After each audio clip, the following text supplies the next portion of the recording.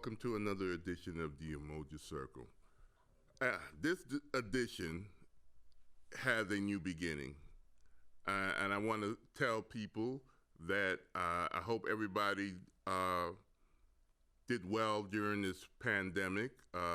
This is my first time back since the pandemic, back in the studio since the pandemic started in 2020 of last year. And I'm glad to be back. And as you can see, there's a new set. And I want to continue to inform you through historical points why we are where we are here as people of African descent in the present moment. And for those of you who are new to the Umoja Circle, Umoja just means unity. Therefore, it's the Unity Circle, Unity being the first day of Kwanzaa. And the purpose of the Umoja Circle is to correct errors where errors are found and introduce facts where we find that so many people are dealing with fiction when it comes to who we are as people of African descent. And I hope today's topic will live up to those words. There was a book. I'm gonna put the image up on the screen here, and many of you might be familiar with it. It's called 1984. It was written by English author George Orwell. In fact, it came out in June of 1949, and Mr. Orwell was actually dying of tuberculosis while he was writing this book, and it's considered one of his greatest works. He wrote other books.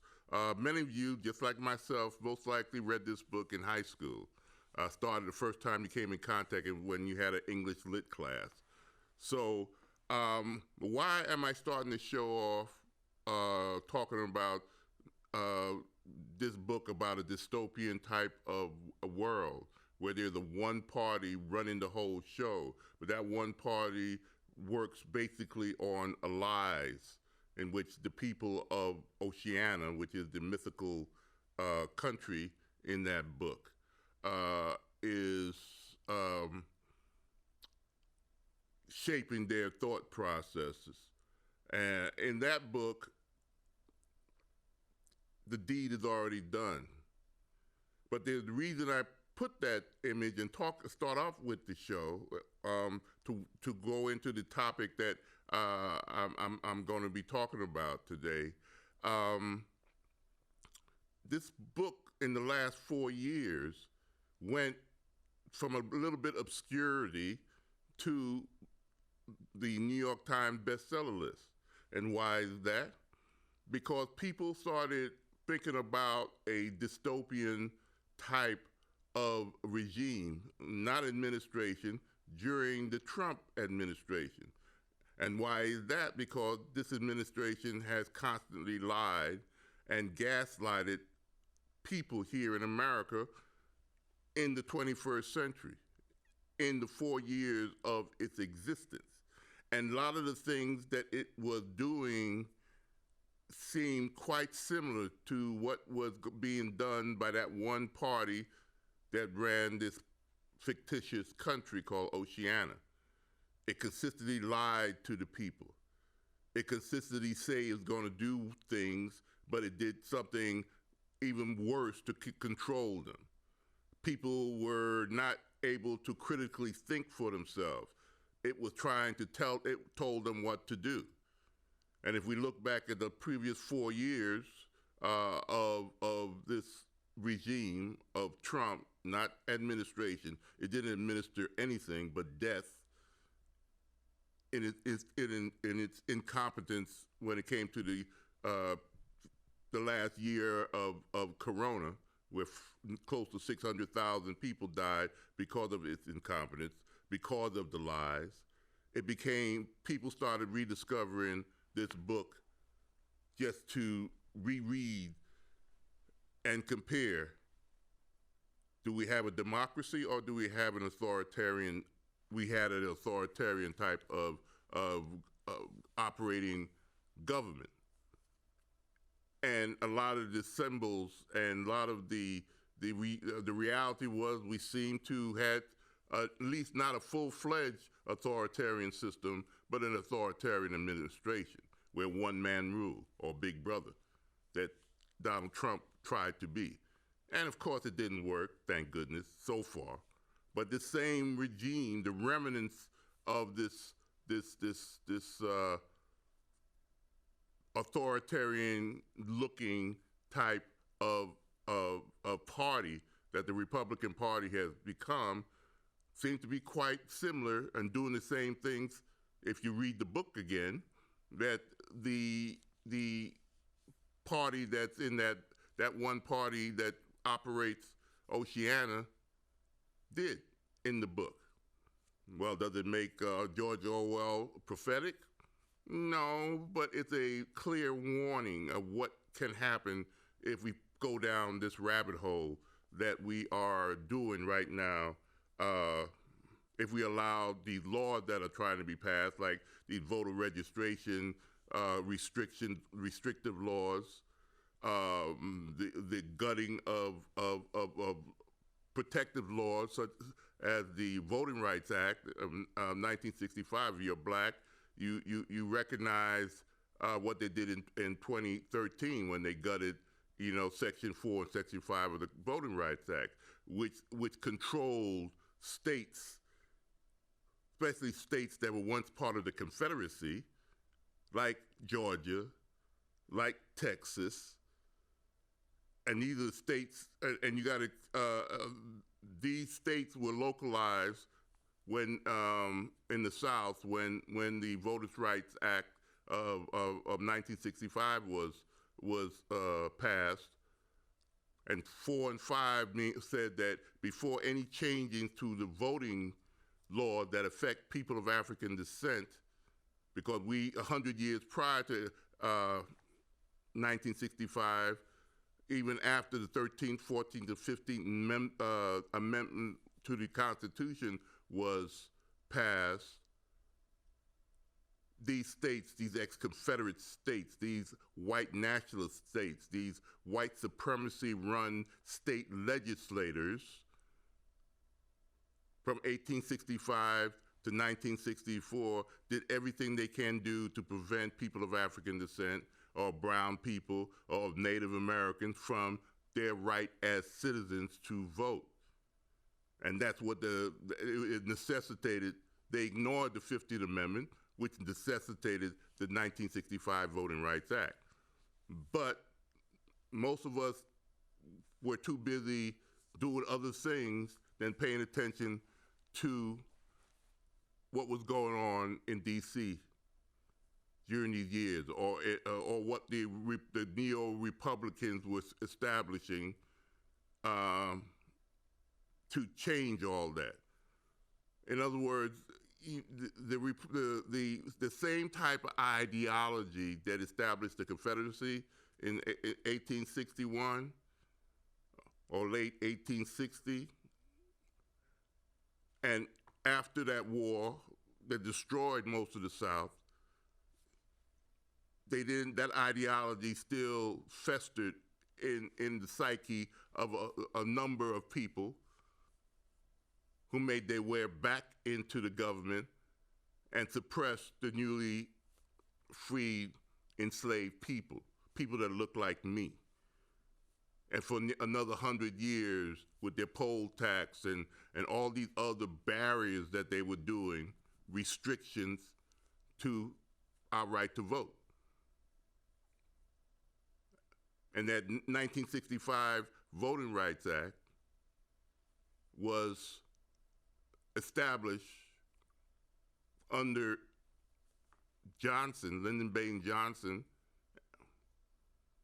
the 1964 Civil Rights Act, the Fair Housing Act, all these acts to adjust what was not given, even though we were citizens, declared citizens almost 100 years earlier. And since 1965, the neoconservatives, or Confederate ideologues that jumped from the Democratic Party, which was the party of the Confederacy, until Goldwater, until 1964, and the Civil Rights Act was signed by Johnson, who said we lost the South. All these new Confederates or neocons jumped to the Republican Party. And they've been trying to chip away of those little gains that we made in the mid-'60s, which kept on chipping away at things that we've gained. We're in 2021, but in 2023, they finally gutted the Voting Rights Act. One of the things they're trying to do, that they did, backed by the Supreme Court. And soon as that happened, what did they do? These last couple of years since 2013, they started changing the laws in state after state after state. And the events that are happening in just a couple of months ago in Georgia, when they signed these draconian voting laws reminiscent of the latter part of the 19th century. So for decades, we moved a little bit forward, we kept our eye off the prize, and we slipped back to an ideology that we fought a vicious war, civil war, to destroy, or we thought we destroyed, in 1865. We destroyed the armies on the field, but we never destroyed the ideology of white supremacy using laws.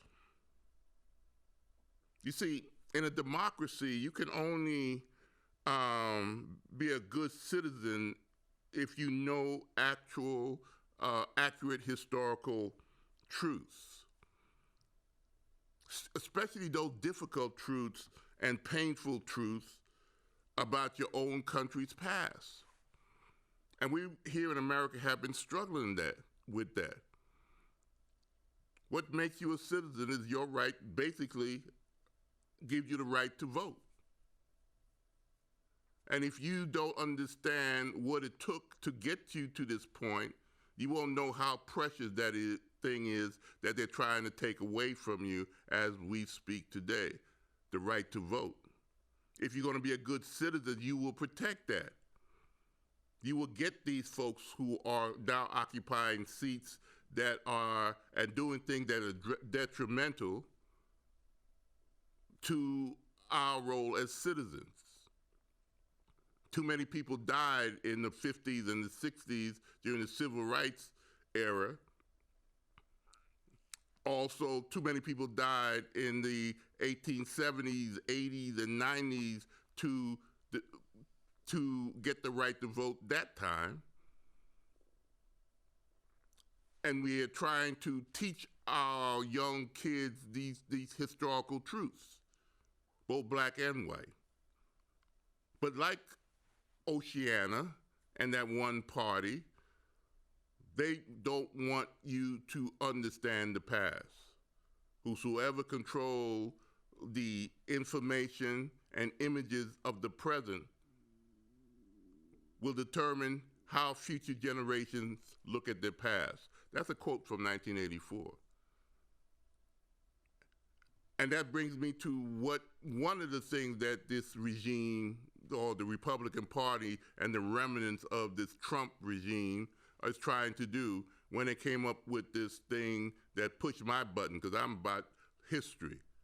And I see them attacking under the guise of this theory that they came up with, that many of them don't even know the definition of, and that's critical race theory, that I'm going to talk about the rest of the show, into the next show.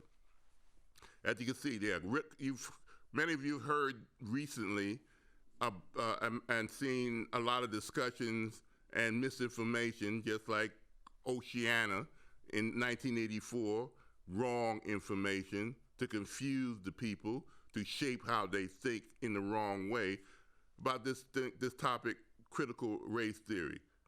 Everything that you hear, that I've heard coming out of the mouths of Republicans, coming out the mouths of uninformed Americans, mostly white Americans, who are going along with the programs, who are being manipulated by that party, the same way that party in that book, 1984, is manipulating the minds of the people in that imaginary, fictitious country called Oceana, you know, controlling their thoughts, big brother, an authoritarian type of way of governing.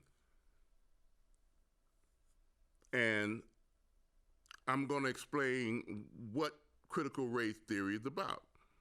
I'm going to put an image of a professor. His name is Dr. Derek Bell. In 1975, he came up with a theory that he called, him and other professors, he's a professor at Harvard, or was a professor at Harvard. He just died in 2011. But in 1975, he came up with this theory, a theory that actually black people have been doing since they've been in this country when they explain their experience here. But he just used it in one area of the scientific world, and that's the law, the science of the law, because he believes, and he knew, and I agree, that what shapes our thinking, what shapes our behavior, what shapes how we act and interact with each other is laws. America is based on laws, and who controls the laws of this land will control how people think. And critical race theory says, and it's something that was not taught in elementary school or junior high school or high school since 1975. So that's one lie you hear the Republican Party and people who are uninformed who are saying that this is being taught in our schools. No, unless you are a graduate level getting your law degree, you might have come across that. It's something that was discussed solely at the graduate level of people who were going to law schools, okay? Okay, that's the first lie. Our kids are not being taught critical race. Oh, to me, they should. They should, because it just says that we must look at the laws through the eyes of black people who were affected by these laws. And most of the American history that we get ignored our perspective.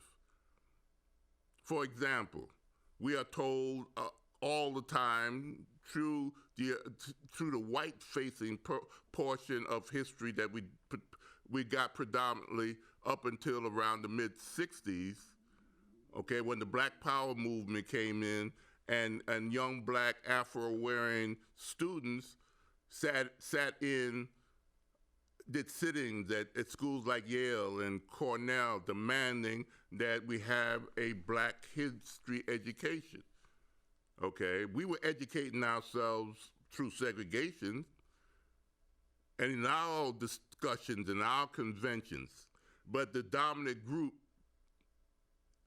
white America, told a whole different story in terms of leaving us out of the discussion. And critical race theory said we must look at all the laws and how they affected the black population in this country through the eyes, through the perspective of the black population. That makes sense to me, because we had two realities, two Americas. You can't blend into one America until we show up in the history books. And the complexity of that America is what we have today. The concept of race infects every aspect, every reality of life in America economically. The concept of race affects that. The military, the concept of race had always affected that. Whether we could carry guns, whether we are capable to do things that white soldiers could have done. These were things that we had to experience. We volunteered for every war since Bunker Hill. Yet we're still was asked the question, do we have the mental capacity to fly a plane or do maneuvers or shoot a gun? Whether it was the Revolutionary War, the War of 1812, the Civil War, the Spanish-American War, World War I, World War II, race was still at the core of the military. So race has always been part of America. In 1638, when you had the edict of the colony of Maryland said that no matter what, no black person can benefit from the fruits of white society. That's a law that was passed in 1638. So anybody today to tell you that race has nothing to do with America, that America was a land of the free,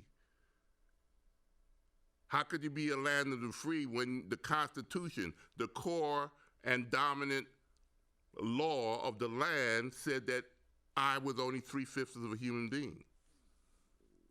But is that how you're being taught history? What critical race theory was saying, look at these laws through the eyes of race in America and have the discussion that is necessary to heal America. Until we do that, no, that's what Brother Derek Bell's theory, critical race theory, was about. And it only stayed in academia.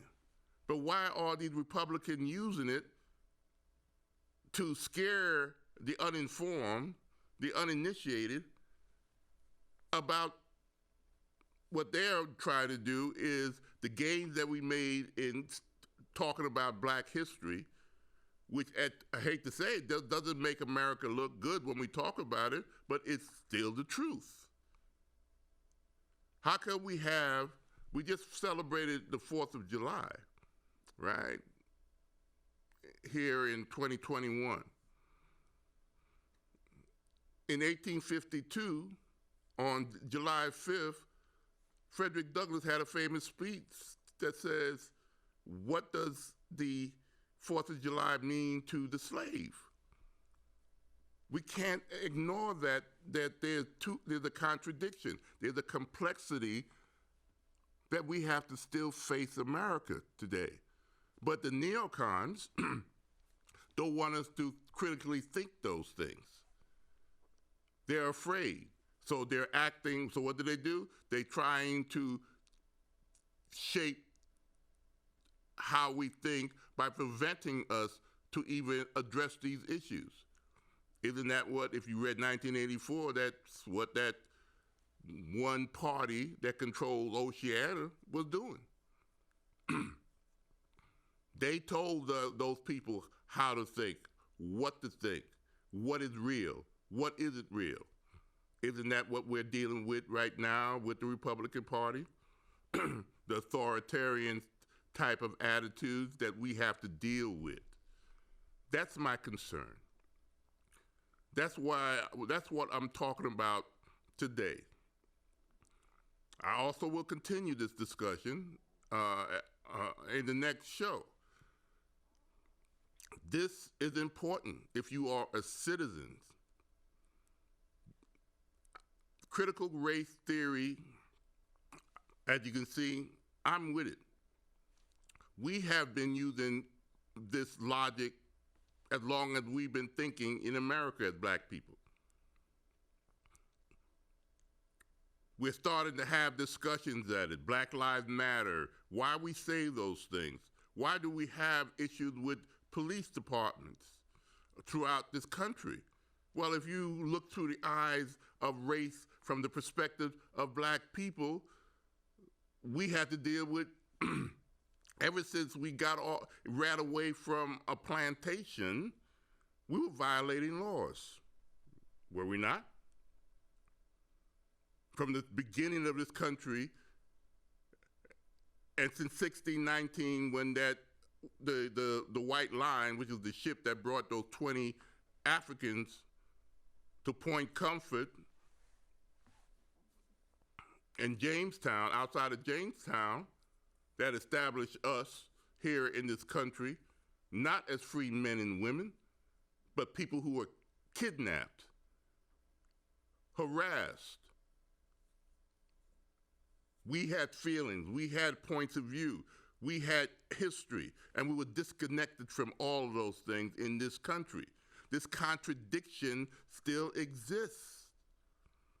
And if your foundations of who you are as Americans, the history contradicts the mythology we're being taught in school.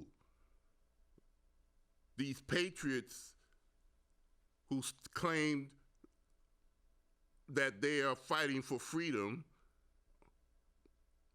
if you are white and you went along with the philosophies of the Republican Party and the last president, who was an authoritarian, who told you what you wanted to hear, just like Big Brother in 1984, that caused the same type of ideology that caused farm boys in 1861 to leave their farms to fight for a regime that held people in bondage. The same ideology that let white Americans storm the Capitol building on January 6th of 2021. When is this going to stop? When are we going to speak the truth of ideologies that are detrimental not only to black America, but white America too? Because all those so-called patriots are now in jail.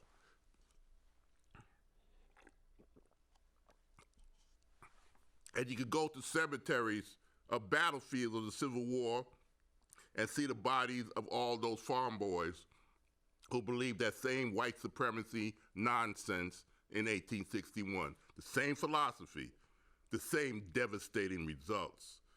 But I'll have to continue that on the next show. I just want you to think about this. Critical race theory is not the only thing they're pushing, but that's what we're going to talk about. So until next time, bye.